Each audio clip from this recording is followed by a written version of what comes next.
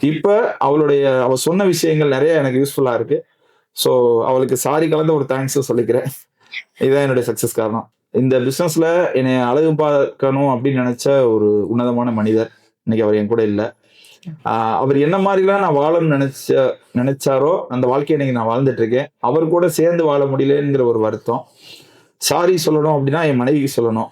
ஏன்னா பல தடவை அவ என்னைய நிறைய மோட்டிவேட் பண்ணியிருக்கா. பிசினஸ் எப்படி பண்ணணும் அப்படி பண்ணணும். அப்ப ஏன்னா இதுல இன்னொரு விஷயம் நான் சொல்லணும்னு ஆசைப்படுறேன்.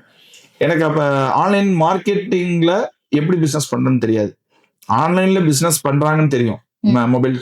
மொபைல்ல சேல் பண்றாங்கன்னு. எனக்கு அதை எப்படி இப்ப நீங்க என்னைய இன்டர்வியூ எடுக்கிற மாதிரிலாம் நிறைய விஷயங்கள் எனக்கு தெரியாது. அப்ப என்கிட்ட நிறைய விஷயங்கள் சொல்லுவா. இன்னைக்கெல்லாம் வந்து ஆன்லைன் மார்க்கெட்டிங் தான் பிசினஸே. அதை நீ கத்துக்க அப்படின்னு சொல்லி என் மிஸ்ஸஸ் நிறைய சொல்லுவா. அப்ப அவ சொல்லக்கூடிய விஷயங்கள் எதையுமே நான் கேட்க மாட்டேன். இப்ப அவ சொன்ன விஷயங்கள் நிறைய எனக்கு யூஸ்ஃபுல்லா இருக்கு. ஸோ அவளுக்கு சாரி கலந்த ஒரு தேங்க்ஸும் சொல்லிக்கிறேன். இதுதான் என்னுடைய சக்சஸ் காரணம்.